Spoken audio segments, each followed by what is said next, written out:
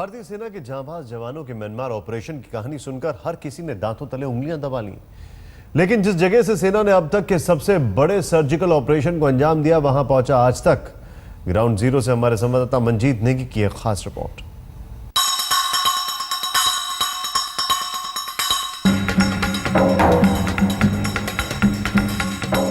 जिस इलाके से सेना ने सबसे बड़े ऑपरेशन को अंजाम दिया, वहां पहुंचा आज तक। जिस इलाके से म्यांमार में घुसकर 38 उग्रवादियों को मार गिराया, वहां पहुंचा आज तक। मणिपुर के जिस इलाके में उग्रवादियों ने हमारे 18 जवानों को कर दिया था शहीद, वहां पहुंचा आज तक।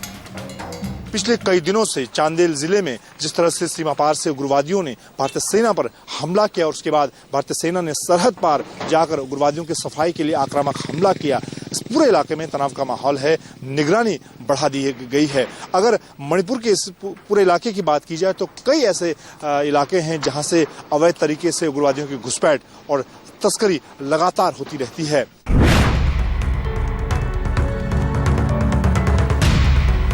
दिल्ली से करीब 1750 किलोमीटर की दूरी पर यह है मणिपुर का चंदेल इलाका, जहां से हमारे रणबांकुरों ने म्यांमार की सीमा में घुसकर उग्रवादियों को चुन चुन कर मारा था।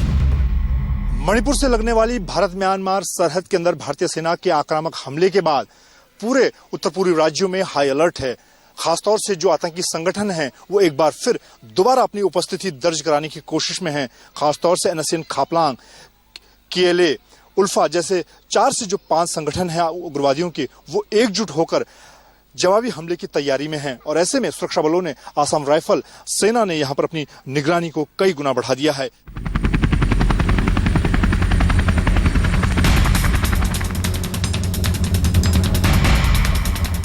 नौ मई को तड़के फौजी कार्रवाई म्यांमार में हुई। ऐसा पहली बार हुआ कि किसी दूसरे देश में घुसकर भारतीय सेना ने दुश्मनों से हिसाब चुकता किया। लेकिन सेना के लिए यह ऑपरेशन आसान नहीं था। 4 जून को मणिपुर में 18 जवानों को उग्रवादियों ने कायराना तरीके से मारा, जिसके बाद नई दिल्ली चौकन्नी हो गई। उसी शाम दिल्ली में एक हाई लेवल मीटिंग हुई, जिसमें गृह मंत्री राजनाथ सिंह, रक्षा मंत्री मनोहर पर्रिकर, गृह राज्य मंत्री किरण रिजिजू, गृह सचिव अनिल गोस्वामी, प्रधानमंत्री के राष्ट्रीय सुरक्षा सलाहकार अजीत डोवाल, इंटेलिजेंस ब्यूरो के director Dineshwar Sharma, research and analysis wing यानी रॉ के प्रमुख राजेंद्र खन्ना और army chief general Dalbir Singh Suhag शामिल हुए। 5 जून को हालात का जायजा लेने के लिए आर्मी चीफ जनरल सुहाग और अजीत डोवाल मणिपुर पहुंचे। सैटेलाइट और खुफिया एजेंसियों से मिली जानकारी के आधार पर तय हुआ कि 8 जून यानी सोमवार को ही म्यांमार में घुसकर उग्रवादियों के जंगली ठिकानों पर हमला बोलना है। लेकिन प्रधानमंत्री मोदी की हरी झंडी लेने के लिए ऑपरेशन एक दिन रोक दिया गया, क्योंकि वो बांग्लादेश दौरे से लौटने वाले थे। जब एक बार राजनीतिक मंजूरी मिल गई तो फिर मंगलवार को अलसुबह 3 बजे जांबाज जवानों ने हमला बोल दिया। भारत म्यांमार बॉर्डर के इसी इलाके में सेना ने अपने ऑपरेशन को अंजाम दिया। आर्मी के जवानों ने म्यांमार की सीमा में करीब 5 किलोमीटर घुसकर उग्रवादियों को करारा जवाब दिया। भारतीय सेना के सर्जिकल ऑपरेशन के बाद म्यांमार से सटे मणिपुर के मोरे में सुरक्षा बढ़ा दी गई है। मणिपुर के चंदेल के ग्राउंड जीरो से मंजीत नेगी, आज तक। जाम मणिपुर के चंदेल से दिया गया, लेकिन जब आज तक संवाददाता चंदेल पहुंचे तो कई हकीकत से पर्दा उठा। पता चला कि चंदेल का मोरे कस्बा जिस म्यांमार बॉर्डर से सटा है, वो उग्रवादियों के लिए मुफीद रूट। इसी रूट के सहारे उग्रवादी भारतीय सरहद में दाखिल होते हैं और आतंक को अंजाम देते हैं।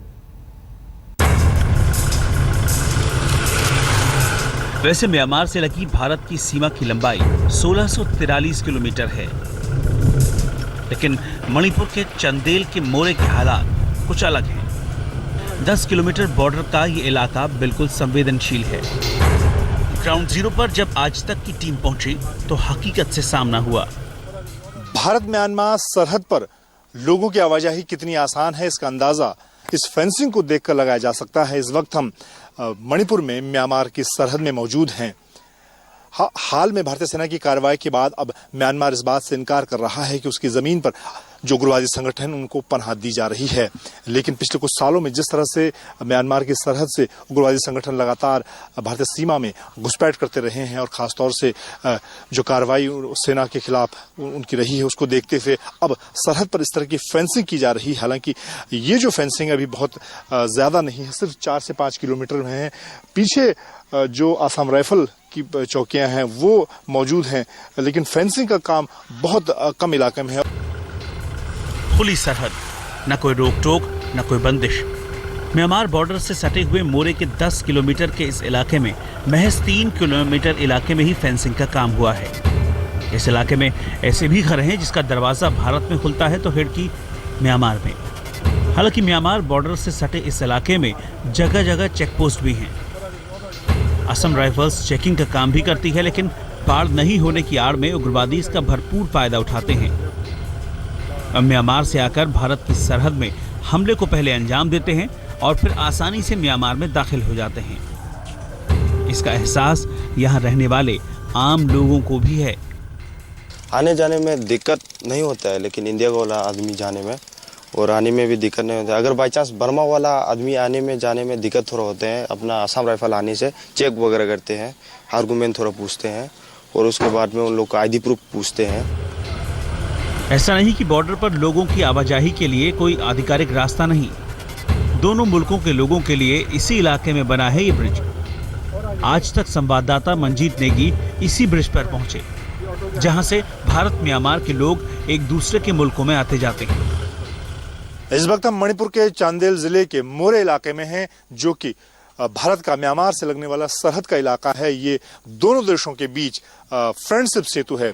इस पुल को अगर देखा जाए तो इसका आधा हिस्सा भारत का है, यानी कि सफेद वाला जो हिस्सा है वो भारत का है, जबकि पीला हिस्सा म्यांमार का है। दूसरी तरफ म्यांमार की निगरानी चौकी है और ये आधिकारिक रास्ता है दोनों देशों के बीच आवागमन का और व्यापार का।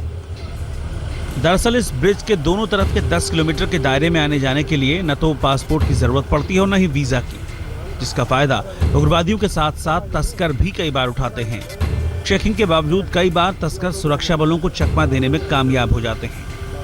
उग्रवादियों के खिलाफ म्यांमार में सेना के ऑपरेशन को अंजाम दिए वैसे तो 7 दिन होने को हैं, लेकिन मणिपुर के चंदेल में सुरक्षा बलों की मुस्तैदी कम नहीं हुई है। लेकिन म्यांमार से सटे चंदेल के मोरे इलाके में फेंसिंग के बचे हुए काम जल्द से जल्द पूरा करने की जरूरत है, ताकि उत्तर पूर्व के आतंकियों के सेल्फ रूट पर ब्रेक लगाया जा सके। मणिपुर के चंदेल के ग्राउंड जीरो से मंजीत नेगी, आज तक। इंडियन आर्मी के म्यांमार ऑपरेशन के बाद उत्तर पूर्व के उग्रवादियों में हड़कंप मच गया है। उग्रवादी दुम दबाकर भाग खड़े हुए हैं, लेकिन खुफिया सूत्रों की माने तो जिन उग्रवादी ग्रुपों पर हमारी सेना ने हमला बोला वो पलटवार की प्लानिंग भी कर रहे हैं।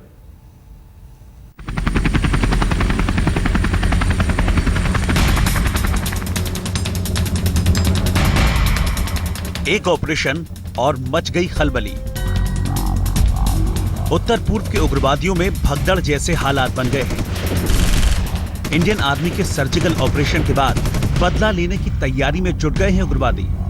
म्यांमार में घुसकर भारतीय सेना ने उग्रवादियों के 2 कैंप तबाह किए, तो घात लगाकर हमला करने वाले उग्रवादी ठिकाने बदलने लगे। अब उसी तिलमिलाहट में पलटवार की फिराक में है देश के दुश्मन। उत्तर पूर्व के 4-5 आतंकी संगठन एकजुट होने की प्लानिंग कर रहे हैं। परेश बरुआ के साथ साथ आतंकी संगठन western south east Asian revolutionary forum के तहत हमले का मास्टर प्लान बना रहे हैं। लंबे समय के बाद उत्तर पूर्व के राज्यों में, खासतौर से अरुणाचल, मणिपुर जैसे राज्यों में उग्रवादी संगठन एक बार फिर सर उठा रहे हैं। और ऐसे में अब जो सुरक्षा बल हैं, खास तौर से भारतीय सेना और असम राइफल जो इस इलाके में निगरानी का काम करती है, ऐसे इलाकों में जहां पर जो सरहद है वो खुली हुई है, खासतौर से मणिपुर की अगर बात की जाए, यहाँ पर बहुत कम ऐसी सरहद है जहां पर इस तरह की फेंसिंग है। ज्यादातर सरहद का जो इलाका है पूरी तरह से खुला हुआ है और ऐसे में घुसपैठ और उग्रवादियों के जो जवाबी हमले हैं वो ज्यादा उनकी संभावना बढ़ जाती है। लेकिन सुरक्षा बल भी उसी मुस्तैदी के साथ किसी बड़े हमले को नाकाम करने की तैयारी में हैं। सूत्रों के मुताबिक खुफिया एजेंसियों ने अलर्ट इंटरसेप्ट किया है, जिसमें आतंकी बदला लेने की बात कर रहे हैं। आतंकी फिदाइन दस्ते की तरह काम कर सकते हैं। बताया जा रहा है कि 16 से 20 आतंकी भारत में घुस आए हैं और 4-5 आतंकी संगठन सुनियोजित तरीके से काम कर रहे हैं। जिन लोगों ने चंदेल पे घात लगाकर हमला किया था, उनकी तस्वीरें जारी की गई हैं ताकि ये बताया जा सके कि वो जिंदा हैं। वैसे उत्तर पूर्व के आतंकियों के इरादे तो 10 जून को ही जाहिर हो गए थे। भारतीय सेना के म्यांमार ऑपरेशन के ठीक एक दिन बाद उग्रवादियों ने मणिपुर के चंदेल के मोरे में ग्रेनेड से हमला किया। आज तक की टीम वहां भी पहुंची, जहां उग्रवादियों ने एडिशनल एसीपी के दफ्तर को निशाना बनाया। 10 तारीख का शाम को 7:30 बजे में एक बॉम्ब ब्लास्ट हो गया, हैंड ग्रेनेड ब्लास्टिंग। उसको तो इतना छोटा सा हैंड ग्रेनेड का है, ये तो नॉर्मन कोर्ट से, तो वो लोग उग्रवादी का प्रेजेंस शो करने के लिए।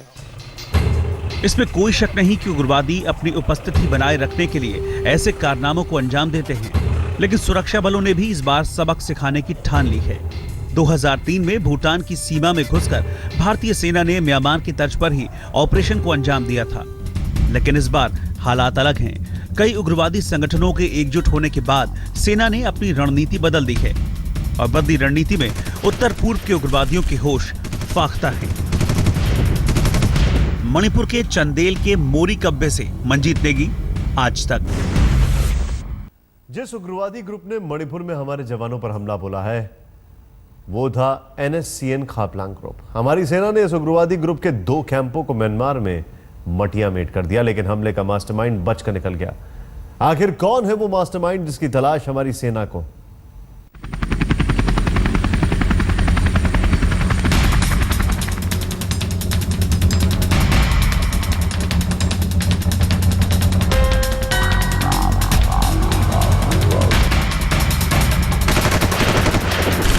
भागे भागे फिर रहे हैं देश के दुश्मन।